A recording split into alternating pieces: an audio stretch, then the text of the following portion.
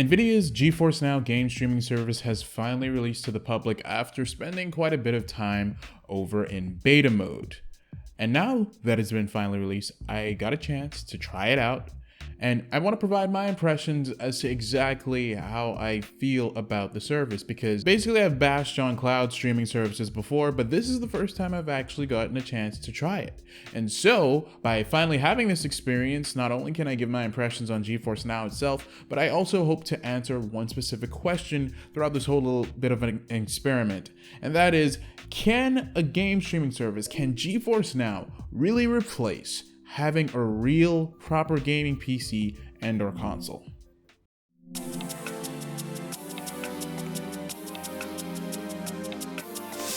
So GeForce Now actually doesn't have its own specific selection of games. Rather, its library is fed by Steam and Uplay. So the games that you're going to play using GeForce Now are actually games that you will own on those specific marketplaces. Now that being said, not every single game on those marketplaces is actually supported by GeForce Now as of right now. For instance, there are older titles like Dirt 3, for example, which is supported, whereas a brand new game, Grid 2019, is not currently supported. It's unclear exactly what determines if a game is or isn't supported, but I guess Nvidia will eventually get around to adding just as much games as it can. That being said, I still decided to pick 4 specific games which are supported on GeForce Now that I have played natively on PC for a good bit of time. American Truck Simulator, Farming Simulator 2019, Dirt 3, and Rocket League. I decided to pick those specific titles in order to represent a different use case, because all those games are fairly different from one another, and I wanted to see if I could have as good of an experience as I do on my actual gaming PC. That being said, in order to enjoy GeForce Now, you actually do need to have the proper tools. In terms of hardware, you're going to need an Android device or a Windows or Mac system. iOS is currently not supported. So I decided to go with my smartphone, which is a Xiaomi Poco Phone F1. It has 6 gigs of RAM and it's currently running Android 9. You need something that runs Android 5 or later and has at least 2 gigs of RAM.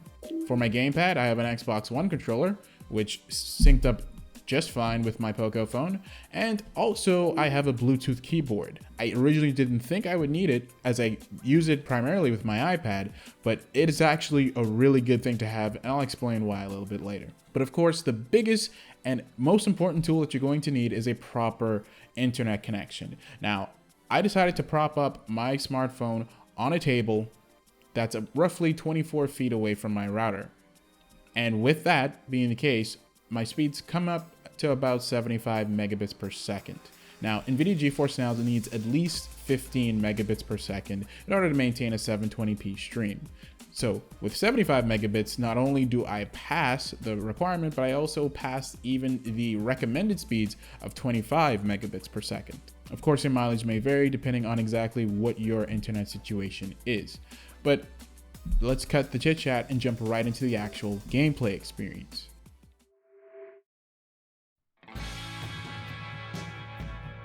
So the first game that I decided to play is Farming Simulator 2019, a title that I've put in quite a number of hours in over on PC. And as the first game I've ever played streaming through the cloud, I must say I was basically beyond impressed. The gameplay was pretty smooth with only a little bit of occasional stutter. However, it seemed to be more on the game's fault rather than it actually being a fault of the service itself. My controls were inputs were basically 1-to-1. There was no lag on either sound or even visually. So overall, it was a really nice experience. My major hiccup with it, however, had to deal with mod support. Now, I have a bunch of mods, as most Farming Simulator players do, over on my actual gaming PC, and because I've downloaded them all, that means that trying to stream the game over on Nvidia's own PC via GeForce Now, some of those mods would have to be re-downloaded. Now, it didn't actually re-download any of the mods that I have, but it did try to re-download some of the DLC. Now, on my first playthrough, some of the DLC did download just fine. However, on my second playthrough, one of the DLC packs were missing for some inexplicable reason, and this issue actually repeated itself in another game, but I'll explain that one later. Still, overall, Farming Simulator proved to me that when it comes down to playing games with mod support, GeForce Now is a bit hit and miss because on one hand, while it is possible, the fact that you're going to have to re-download a mod every single time you play can get annoying very quickly, simply because of the fact that every time you log on to GeForce Now, you're going to be using a different Nvidia PC. So that's why it's not a one-to-one seamless experience. Still, in terms of pure game performance, it does work quite fine, and like I said, no lag whatsoever.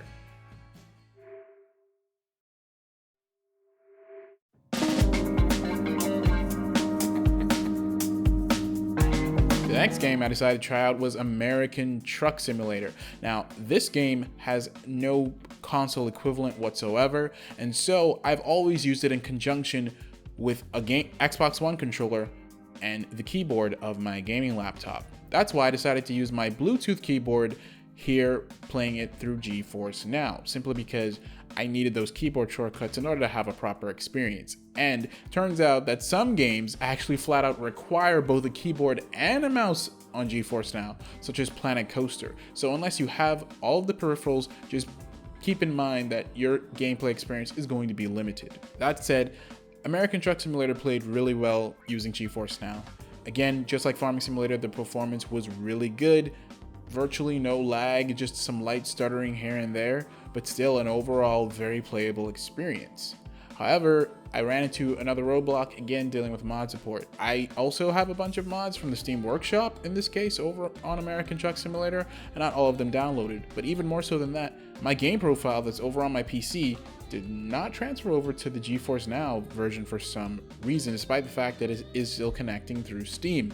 I also didn't connect my profile to the World of Truck service, which is a separate online service for American Truck Simulator. I actually had to recreate a brand new profile, so basically starting from scratch when I logged into the game on GeForce Now. I can't really understand exactly why this is the case, but this really is the only game that forced me to create a brand new profile, whereas every other game that I've tried, I was able to get my data with no problems whatsoever. So this might just be a specific case to ATS.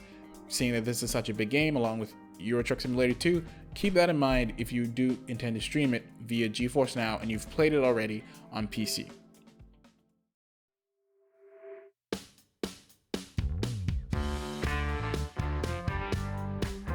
Dirt 3 was the next game that I decided to try out, simply because I wanted something that was fast-paced. Because since you're streaming a game, obviously controller input lag is going to be something that you have to take into consideration. It's already something you have to take into consideration even when you're playing natively, but now that you're playing basically through the internet, that creates a more interesting experience, especially for a Twitch-based game like this. Those other two games do require some swift movements in some cases, but this one is basically dependent on it, and so I definitely wanted to use Dirt 3 to kind of put it through its paces. And thankfully enough, GeForce Now actually held up really well. Performance was smooth, there was virtually no stuttering whatsoever, and again, controller inputs were seamless. I didn't miss a beat really throughout any of the races that I decided to try out. So even in a fast-paced game like Dirt 3, it still works. I don't really know how, but it works.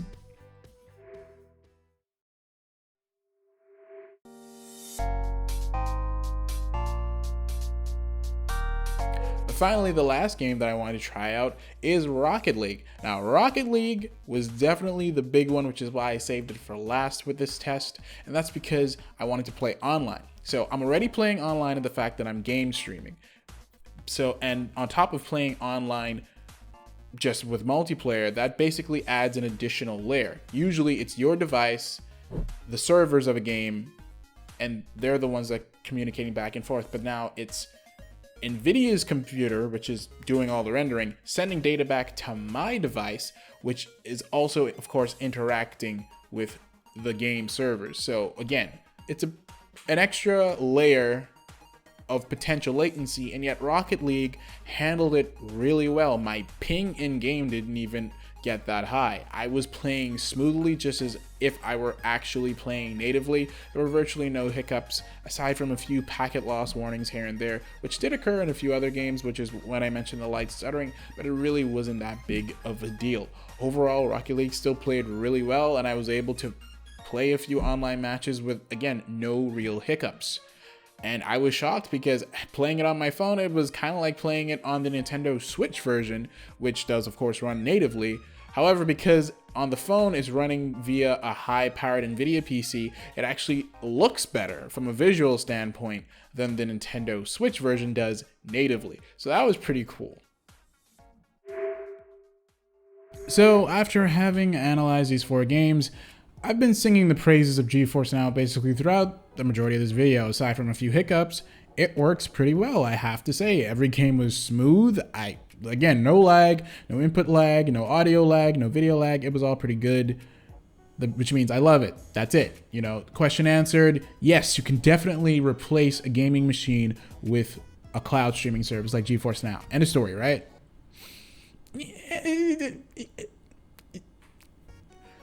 To an extent, it does really make me think that you can do it.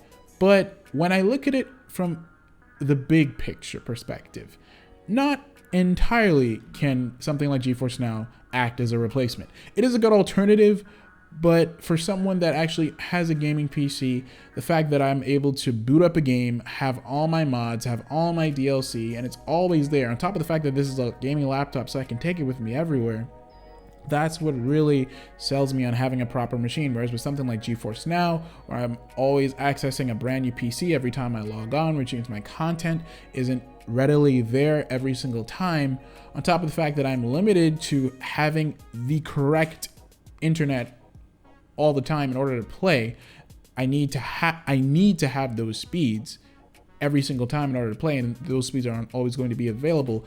That is why I can't say GeForce Now is a full-on replacement. It's something that is supplementary, but not an outright replacement. Take for instance, I was just traveling a few weeks ago over in Florida, and I visited 3 different cities. In each city, I was staying in a different resort, and between those 3 resorts, I never got speeds really beyond 6 megabits per second. Now that's a special case because that's a public Wi-Fi, but there are some people who live in houses where they don't have access to high-speed internet all the time. For some people, it's too expensive, among other reasons. But this situation applies to millions of people literally all over the world. So, with that being the case, on top of the fact that GeForce Now is currently not a worldwide service, it's only available to countries in North America and Europe, which is why I was surprised because Bahamas is not a part of North America, but the closest Nvidia server is only 75 miles away over in Miami. So that's probably why I was allowed in. But again, this is not something that will be available to literally everyone. Whereas if you have the money, you can go out and buy a laptop or a desktop or a console. So with that being the case, those do not have the limitations that comes with a cloud streaming service like GeForce Now. But GeForce Now, again, it still works. It still works really, really well. And so I would say that for a casual player, someone who's just getting into PC gaming and they don't want to invest that much, but they want to play certain games, they can definitely do it if they have all the tools necessary. And if you're willing to only play it in situations where you really can. This is the only place you can play it. Like, let's say if home really is the only place you can play, if you're prepared to deal with that limitation, then yes, it is a good alternative. But does it flat out replace a PC or a console? Not so much. Even still though, I love GeForce Now as a service. Nvidia has done a great job with the fact that they integrated with Steam and Uplay, which means you have access to games that you actually own, unlike Google Stadia, which has its own separate marketplace. So that's great. Another great thing is that the UI itself is pretty decent. It's snappy, it looks good. However, navigation is not the best. You can't see literally every single game that is supported by GeForce Now at once. It only shows a limited selection, even down to the genre. There are only a few genres represented. I don't know why this is the case, but you have to go in to the search bar and search to see if a game is actually supported. You can't see the whole selection at once, so hopefully Nvidia does something about that. Again, on top of the fact that it would be nice if more and more games will be added in frequently. Hopefully we don't have to wait for certain games to actually be supported. And it would be nice to know why exactly some are supported whereas some aren't. But nevertheless, this is still a good app on both Windows and Android. I have no complaints. On Android, my stream only managed to hit 720p at 60 FPS all the time.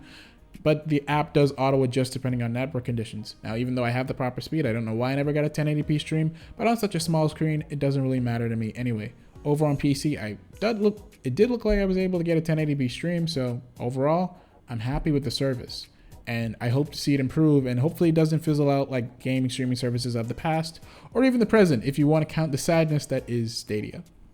Nevertheless, I would say give GeForce Now a try if you have the opportunity to do so. If you're in a country that supports it and your internet is good enough, it is free to go ahead and jump in. So I'd say give it a try and see if it really works for you. Overall though, that's going to be it from me. I don't hate cloud gaming.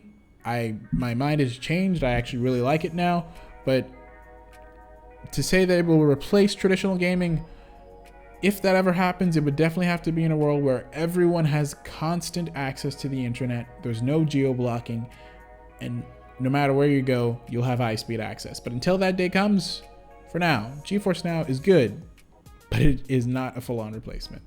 Anyway, guys, that's going to be it for me. I'll catch you in the next one.